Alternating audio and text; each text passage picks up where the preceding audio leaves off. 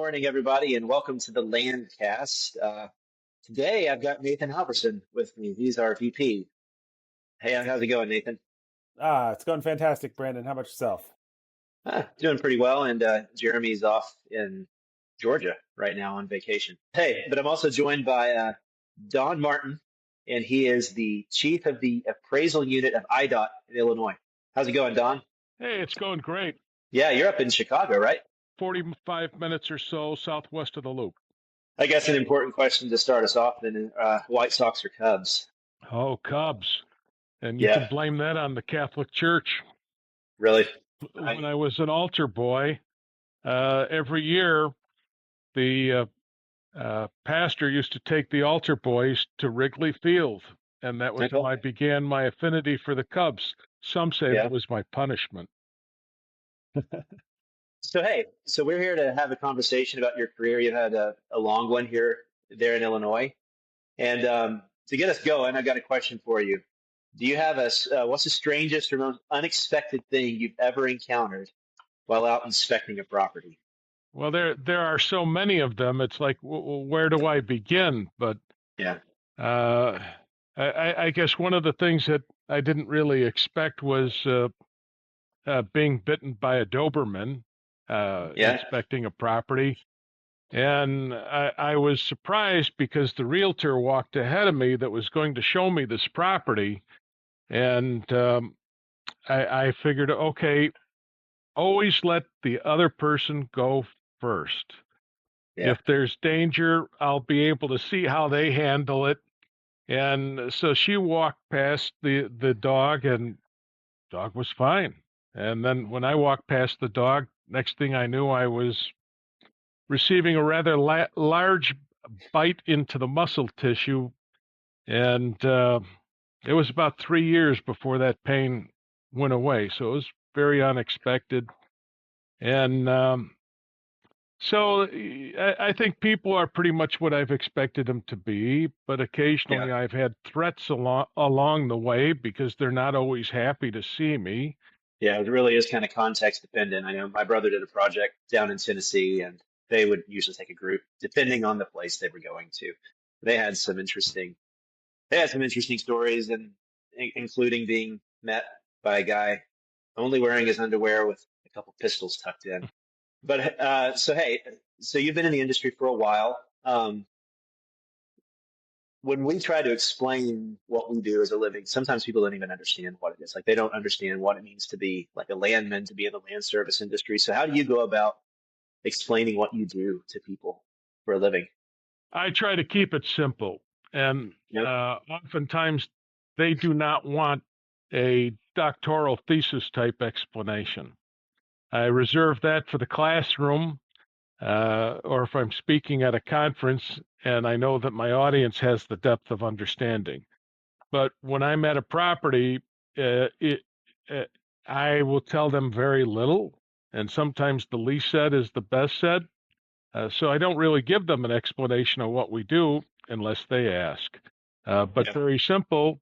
I just tell them I'm here to provide an opinion of the fair market value of the property, and I just leave it at that. So how did you get into what you do? So what got you into the appraisal and land industry? Well, my father had been in the appraisal business since before I was born, and his father-in-law before that, and his grandfather-in-law before that. So there's been somebody in my family doing appraisals for 112 years, long time. So I'm the fourth generation, and I had no idea that this is what I was going to be doing all my life, but it has been very, very rewarding. And have you basically done appraisal type stuff for your entire career, or have you done a lot of different things across the industry? I have been an appraiser since I was 18 years old, and then we saw the market not moving in a good direction for appraisers, and so I went back to school, went to college, and after I got out of college, I joined the Marine Corps. And while I was in college, I did this part-time, And when I came back from the Marine Corps, I looked at the skills that I had, and I said, well, maybe I'll go back and I'll do appraising for a while, and then I'll do something else. Well, it's been a long while, and so the opportunities have been there for me.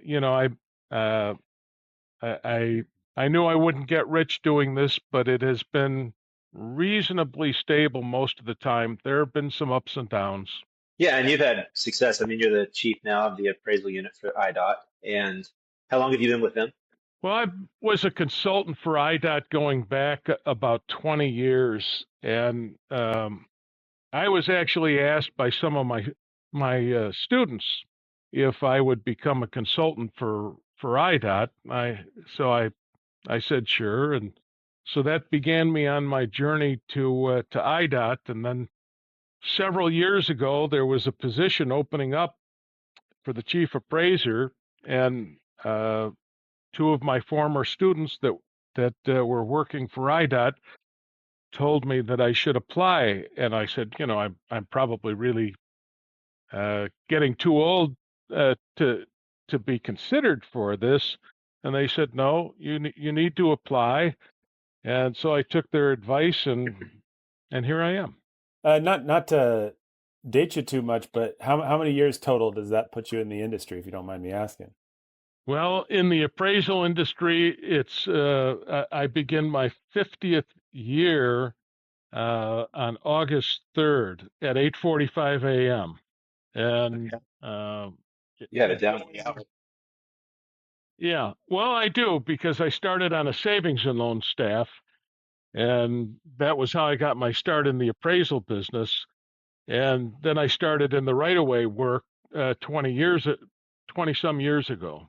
Yeah, and that's actually how we met. So we were both at the IRWA education convention, about a month ago now? Not even a month ago, in Omaha. And so we were both teaching there. This year and last year, I've done a presentation for them both times. I did presentations for AASHTO. We have what we call a professional development meeting at IDOT. I speak at that every year, so we have an upcoming meeting in September. So you've done it now for 50 years, and you're a distinguished teacher and advocate. What is, like, if you had to distill down the biggest piece of wisdom that you've learned in all of this, the insight that you didn't have when you were 18 that you have now, that you'd like to pass on to the next generation, what would it be? Be a listener. And it's okay to talk too. Really, it's a combination, knowing when to talk and stepping up to the plate when you need to step up to the plate. And so I recognize that maybe 15 years into it, that I needed to start stepping up to the plate. And in part, I started to have people ask me if I would come to their office and speak with them about what it is that I do. I was slowly gaining a reputation because people would ask me questions, and I would be able to have in-depth answers. And somehow I learned intuitively early on that when people call you and ask you for help, you give it to them. And you don't always look to be financially compensated for helping the people around you. There are so many people that help me throughout my career. I'm just giving back what people have given me for my life's work. And so maybe I could have recognized that a little earlier on than I did. And but it has been very rewarding to help other people. It's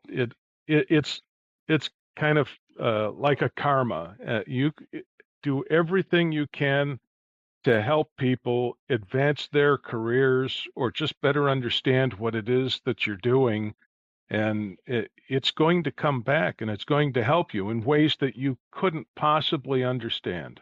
So when you say I want to go back. That's all wonderful. I want to go back to the first thing you said. You said, listen and don't talk until it's time to talk. A, what do you mean by that? And B, how do you know when it's time to talk and when it's time to listen? Great questions. So you have to develop some intuitiveness, which is by your training and understanding of the business and of human nature. And many times the people that we serve, not just our clients, but the people we meet at the properties we go to, they want somebody to listen to them. Not all the time, but there are many people that do. And I have often found that I will learn something from the people that I meet at the properties and from my clients. My clients might teach me something about the assignment that I might not have known if I wasn't listening. And going to the properties and listening to people, sometimes people say things that they're basically teaching you about what's going on in their neighborhood with other properties, with businesses coming into the area, moving out of the area. And these are things that may influence the value of the property. And so it begs me to listen to that and then to do additional research so I can better understand what they said and how it might or might not be meaningful to the property. And, sometimes people just, they don't want to talk about anything relative to the property, but they just want somebody to listen to them. They want to talk about their dog or their child, their grandchild, or, something in politics. And so you have to be careful with the slippery slope and not get involved in politics or religion and things that you have no idea if they're going to agree with you or not from your political or religious point of view at the properties that you're at. So trying to listen, understand what they're telling you. Oftentimes there's a lot of relevancy to what they're saying. And then it may beg, because of the relevancy, it may open up questions that you should be asking that you might not have otherwise thought of if you hadn't have been listening. And so by listening, you'll know when to speak and ask questions based on what they've told you. Most people are wanting to talk, but not all. You just have to kind of have that intuition, have that sense of resistance. I've gone into properties and people will talk my ears off, so to speak, and others, they'll open the door and say, "Look around. I'll be in the living room having a cup of coffee, and if you need me, find me." And so people are different, and so yeah, I learn a lot from our clients. I learn a lot from the people that I meet. They're all great teachers, but yeah, it's listening skills, and probably the person I should listen to the most is probably my wife. She would tell you I don't listen enough. So I'm still learning and honing in on those listening skills. I think all our wives would probably say the same thing. Amen. But that's great stuff. So I mean, I think a lot of people think that appraisal is like it's math or science, but it sounds like what you're saying is there's really an art to the human side of it, which is taking your time, understanding where they're coming from, getting their story, because they can tell you things that are actually really vital. And also, I mean, it sounds similar to when we go out and lease someone or try to negotiate a right of way, There was, to go back to that same project in Tennessee, one of the leases they ended up getting it was really difficult to convince this guy to sign, but they went fishing, they went out and they were at his house, and at times you'd just go out there and you would sit with him and talk for hours with no intention of even bringing up the lease, right? So it's that human element. It's always it's easy for, I guess, some people to think that, well, that's just manipulation, but I don't think it is, right? I think there really is a real, what I hear you saying is that for someone to be really good at appraising, they actually have to care, right? They have to want to listen. They have to want to know the people. And that's something I've seen with really great negotiators and landmen too. It's not just like calculated, but they actually care. They want to know these people. They want to hear what they have to say. They want to get their story. And so, yeah, that's good. Well, we don't want to miss anything that might be important. And so they have an opportunity, and I always like to let people know this is your opportunity to tell us what you think is important about your property. And so the last thing that I want to deal with, my superiors would be, well, you didn't even give them a chance to talk. They were trying to tell you something that they felt was important about their property, even though maybe it's not. But they want you to listen to what it is that they think is important about their property.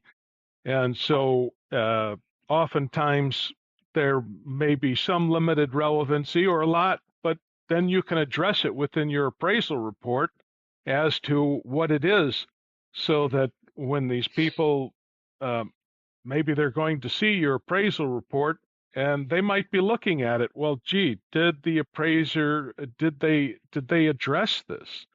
And sometimes they have items that are personal property. And so we would address that and just simply say, this is not included in the valuation because we are appraising real estate, and that is permanently affixed to it. We're not appraising your, I remember we had someone that was really upset because they had this gorgeous oriental rug and they kept talking about how much it costs and how beautiful it was. And, but it was not affixed to the floor. It was, you could just roll it up and take it with you to your next house. And they were so upset Yeah. that the appraiser did not include that in the value of the property.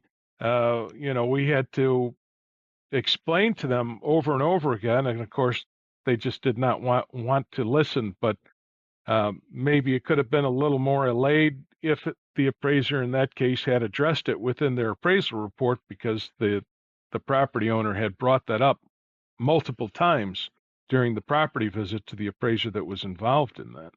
Well, that brings me to Yeah. a question that I have, I think, for both of you, for Don on the appraisal side, and for Brandon when it comes to what you've seen in terms of leasing right away, all those kinds of negotiations, is why don't people listen? Why do we even have to say this? Like, why do appraisers go out there and just kind of, why would they be tempted to just kind of roll over someone without actually taking the time? Well, there's multiple reasons. So one of them that's always there is time pressures to get the job done, move on to the next one. All of our consultant appraisers, they're paid by the job. They're not paid by the hours. So they want to get it done and get on to the next one. And perhaps the appraisers that haven't been in the business very long, they have not understood that they need to improve their listening skills, and they can get a lot of information out of the property owner if they just simply listen to what they have to say, and then in part based on what the property owner is saying, you're kind of learning as you're going what other questions you may need to ask to get information that might be relevant on that property. And Brandon brought up leases before, and so we don't always get a copy of these leases, which we really need to have. But we need to ask questions about these leases, especially when we don't get copies of them as to the terms and things we may not know, restrictive covenants that might affect the property that maybe they're not of record, and all these little things that the property owners, most of them know these things, but you have to ask a few questions and hone those listening skills. Yeah, I think that he hit on it right there. I think experience. I mean, for the people that I've seen that have had a lot of success doing this sort of thing, they have those skills, right? They listen, they understand the other side before attempting to do anything. But those time pressures, they can be real. And I think that, there can be a sort of, I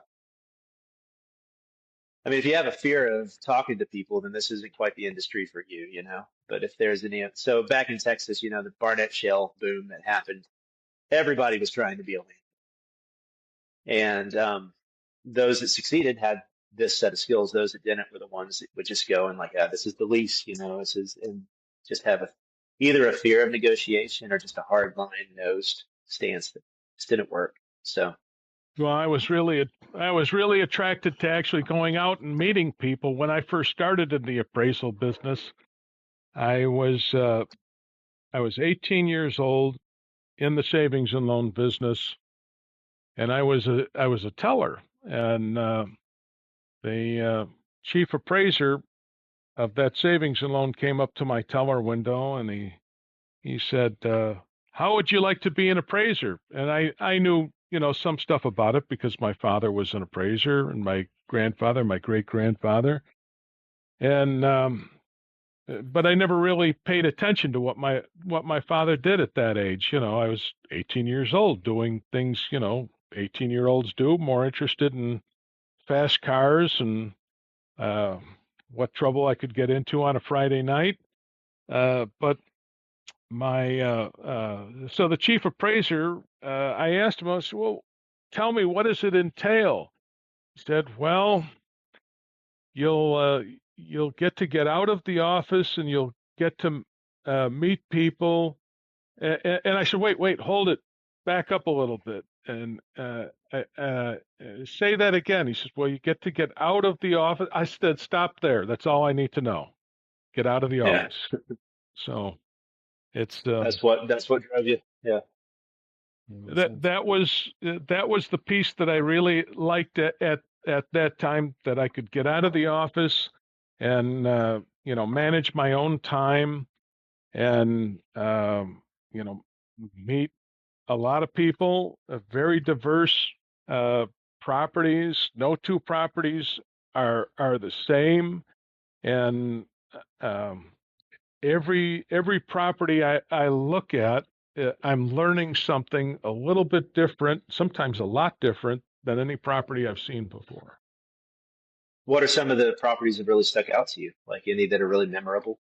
There are so many. It's like, well, where do I start? Yeah. So, Yeah. Yeah. I started looking at residential properties. So early in my career, I did 8 different Frank Lloyd Wright properties, and I did a Okay. variety of other historic properties. That's really And cool. so I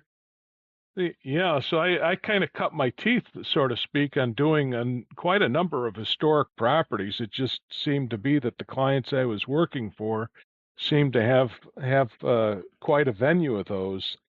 And then I got involved in doing a lot of industrial properties and learning things about ceiling heights and uh, uh, clear spans and um, just about the general condition and market acceptance in different areas and what we might perceive as being functionally obsolete in one market would be perfectly acceptable in another. But understanding the nuances of the market and what that property might be used for is really the key to that property's value and its acceptance in the market.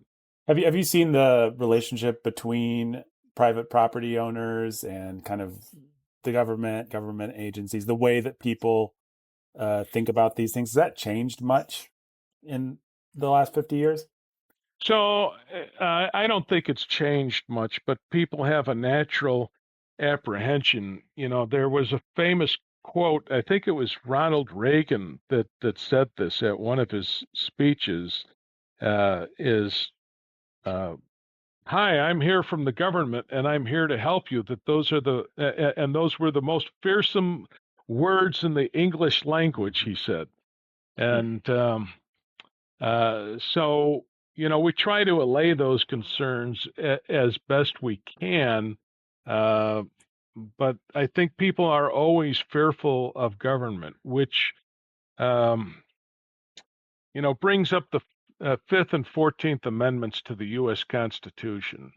So those amendments were put there in place to make sure that everyone that's involved in this process understands that in part, the mission is to make sure that the property owners receive fair and just compensation. Really important, and which is kind of a mirror to what the Appraisal Foundation says in their mission, which is to preserve the public trust. And so I keep all of these things in mind when I'm doing an assignment, when I'm teaching a class, when I'm trying to communicate to a property owner, or to anybody involved in the process, those that are trying to learn about the process, to convey these things to them, that's what they need to keep in their heart and mind as they do these things. A lot of people that are going through this process, they're frankly just scared. This property is what they, many cases, this is all they have. They don't have a big 401k. Their house or their business is basically their 401k. They've pumped their life savings into this. And so we need to communicate in a manner so that they understand that we are there to stay within the limits of the rules, and that we want to make sure that they are fairly and justly compensated. And these rules are very complex, but I really do think that both the federal government, the state of Illinois, the Illinois Department of Transportation, I think that they collectively work very, very hard. So have you ever walked into a situation with a landowner who is very fearful or antagonistic and turned it around? And if so, how did you do it? Listen to what they have to say, try and slowly address their concerns.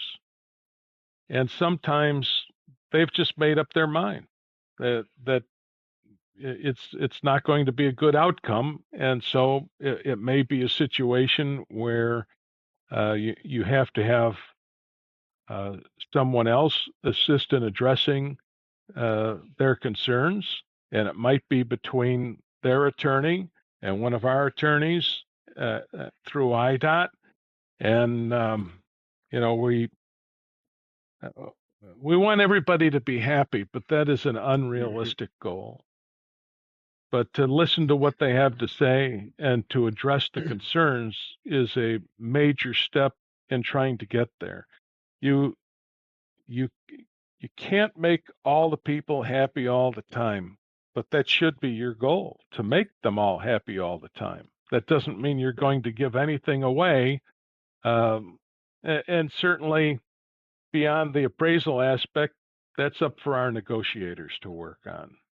So we just want to explain the appraisal process and make sure that our negotiators understand what it is that we've done, so they're in a better position to negotiate, because the appraisal is the minimum compensation.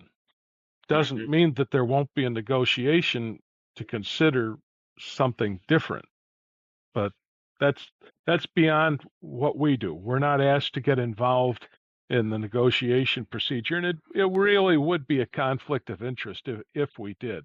So when I first moved to Bloomington, they were putting through I-69, the big highway that now connects Evansville. They're going to take it all the way up to Michigan eventually.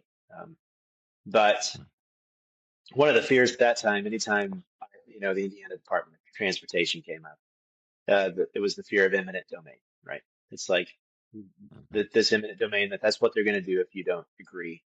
Do you think that there are quite a few misconceptions about the idea of eminent domain, and how do you go about helping people really understand that? Well, I think that they're just afraid that the government is just like Reagan said, "Hi, I'm here from the government, and I'm here to help you." As Yeah. soon as people get a call from anybody in the government, they just feel that they're there somehow to assault them financially, or just take things away without fair and just compensation. And you just have to do the best you can to communicate that is not the case at all, to consider Yep. the information that they have. And it might not just be about their property, but they may know some things about properties that have sold within their marketplace, properties that are leased within their marketplace, properties that are on the market, and they may have some really valid information. And so it's really key to have those listening skills. And, people, not everybody, but there are people that I've met that have an amazing understanding of what is going on in their marketplace, and maybe even more so in relatively unpopulated rural areas, because everybody knows everybody in the rural areas. And so when somebody's moving, oftentimes it's other farmers that are interested in buying, and the homes never those properties never meet the open and competitive marketplace in the true sense of competition.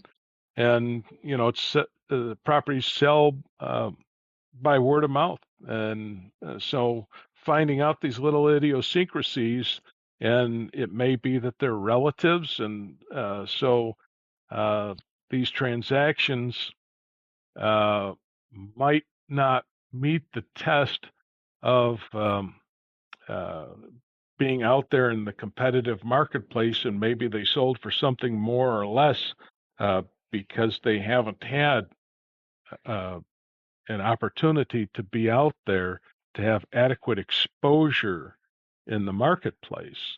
And if you don't have an economic good, no matter what that economic good is, whether it's a car, a gallon of milk, or a piece of real estate, if it hasn't been exposed out in the marketplace, it may be uncertain as to what the value of that property is. So, looking at a lot of properties, as many as possible that are transacting in the marketplace, trying to explain that to the property owner, that it's not one sale, it's not one listing, it's not one rental that makes a market, because they're oftentimes concerned about the one that's sold for ridiculously low or leased ridiculously low. But those are not usually strong indicators of value, whether it's Hmm. fair market rent or fair market value. So what are the majority of properties doing? And that's what we want to communicate to them, as well as that property that sold for a ridiculously high amount per acre is also not a strong indicator of value. Right. But we have to Yep. try and find out, well, why did it? Is the market now headed in a new direction? Whether that's an outlier at the upper end or an outlier at the bottom end of the market, what is there about those sales, those transactions at the bottom or at the top? Are they indicating changing market conditions, or are they just simply that they're an outlier, and they don't provide a significant indicator of the property's value, or of its fair market rent? So when you said that, so you keep the negotiating and the appraisal, those are two separate things, and that's by necessity. I think that's one thing that I try to get through to our team a lot, is that, like, we play one part in a huge network of pieces that make up what the land service industry is. And so, like, you're not just appraising buildings, you're also appraising the land. And Illinois is diverse; it has all these various landscapes, and it's an amazing place. I mean, you go down south, you get the Garden of the Gods and the Shawnee Forest. You go up north, you get Hmm. Chicago. All those. I mean, it's a huge place. And one of the things I love about this industry is how many pieces are involved. And that's what we hope to tell with this podcast, is all the stories that go into making this industry what it is. But also then just having an understanding of the land, having an understanding of the people, because people and their histories and what they know and who they know and their stories. That's really what makes the land worth anything in the first place, right? Is its value to people and what people did with it. And so, like our team, we do a lot of the title abstract, and that can be very cold and analytical at times. But you actually, you're a much better title abstractor. You're a much better negotiator. You're a much better appraiser, is what I'm hearing from you. If you really understand that the human side to it, that you are speaking with real people who have real interests in the land, real interests in their neighborhood, real interests in their community, and that brings an immense value. So picking up on that, knowing as many different pieces as to how the puzzle fits together will benefit each of us in the role that we play in the land acquisition process. So if I understand better what a surveyor does and why they do it, what a home inspector does and why they do it, and maybe when available, maybe I take occasionally some classes, learning how to properly read meets and bounds in a legal description, and understanding how to read a title report, and what kind of resources are out there to do the research from the assessor's office, recorder of deeds, if you have one, or county clerk's office. Who are these entities in that marketplace that I can find this information in, and occasionally to see if, when it's slow, there's no such thing as nothing to do. I have people say, well, I have nothing to do. No, you have something to do. You have an opportunity to take additional education classes and learn not only about what you do as an appraiser, but look at other parties in the land acquisition process and consider learning what they do. Take a class. Just take an entry-level class. And if you can take more than an entry level, by all means, take more than an entry-level class. But the more we understand about the other pieces to that puzzle around us, then we have a better understanding as to how, in our case, how is the appraisal utilized by these other parties? Yeah. And what is it that we can better learn from them to do our job better? So if we can look through the eyes of the land surveyor a little bit and understand more things about unusual easements and unusual encroachments on a property, which is really something an appraiser should have a good handle on, but understanding where to look for that information and how to look at it, you can learn some things from the surveyors and the home inspectors and what they're looking for, and so on. And that's why things like the education convention are very valuable, because you get a wide array of classes you can go and sit in. And so anybody listening, if you're in the industry, if you're new to the industry, I highly encourage you to get involved with associations. Those are really great resources. So you've had a lot of wisdom, and we thank you for sharing it with us today. One last question for you here. When someone you worked with thinks about Don Martin 20 years from now, what do you hope they're going to remember? Well, 20 years from now, they're not going to remember me, number one. But if they do, well, let's be optimistic. So being optimistic, and I can be optimistic because I have had students and others that have called me that I haven't heard from since I did an appraisal on their property or taught them in a class over 20 years ago. You have no idea where you are going to meet people from your past in the future. So having been in the business this long, I've had this happen to me multiple times. And so I just hope that, in the future and after I leave the business, people will remember that I tried to do my best. I tried to be fair. I tried to remember fair and just compensation. I worked hard at preserving the public trust. I provided an honest and fair opinion, which is what we are paid to do, and that I worked very hard at trying to give something back to the profession that gave me my life's work, to try and leave it better than I found it. That's great. And for now, they can come to IRWA and listen to some of your classes there. Take some of your ethics courses too, if they're an appraiser, right? So, right. give Well, a plug we've for been that. teaching those at IDOT, and we've actually offered our classes for free, which is rather unique in the industry. I know that they've done this. I believe Russell Rice has been involved in doing the same thing out in Virginia or West Virginia, offering some classes for free. So we do that. We've done that for the ethics class, which is required for every appraiser in the country. All they had to do was buy the books, and so there was no tuition that we charged.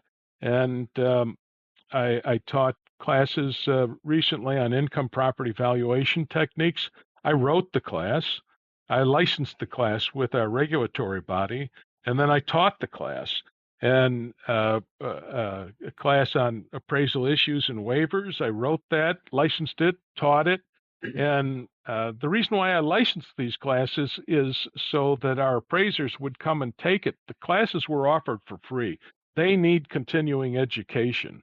So this teaching classes for free provided a venue of not only classes that would teach them about what it is that we do at IDOT and why it is that we do that, and hope to make them, at least in some cases, better appraisers than they were before, and maybe attract some new appraisers. You know, we're all wanting to try and attract new people into land acquisition. And so appraising is much like that too.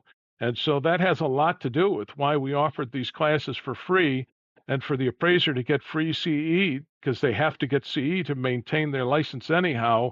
It was an ideal opportunity for both them and us, so we could communicate to them. They could get free CE, and it's a win-win scenario. And we have had some new appraisers at IDOT become our consultants through these classes, and we're going to continue to do this in the future, to offer free classes. Yeah, well, they're the legacy right there. I mean, and it's been great hearing everything that you do for the industry. Is there any last thing you'd like to say or plug or anything before signing off? Or Well, I would just like to say that there are so many really great people that I have met at every organization that I've cited, and certainly others that I haven't. But if you're new to the business, or you just want to know more about the business, you need to be a little proactive and ask questions. And there are many people out there that are ready, willing, and able to help you. And if you're not getting help from the person or persons that you talk to, you've talked to the wrong people. And certainly, if anybody's interested in what it is that we do at IDOT about eminent domain, or just a general appraisal question, I'm always happy to help them. They can always call me, and I don't have all the answers to all the questions, but I usually know who does when I don't. When they interviewed me for this position, they asked me if I knew everything about every property out there that the state of Illinois has. And I said, no, I don't. And there's nobody that does.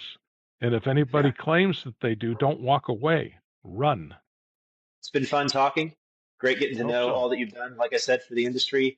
And for everybody listening, we'll see you next time. All right. Bye, guys. Keep learning. The Landcast is a production of Chasteen Land and Title. For uncompromising accuracy in land work across oil and gas, commercial, telecom, energy, and more, check us out at chasteenland.com. If you enjoyed this conversation, please leave us a review and subscribe on YouTube, Spotify, Apple, or wherever you get your podcasts. And join us each week as we keep telling the stories of the land industry.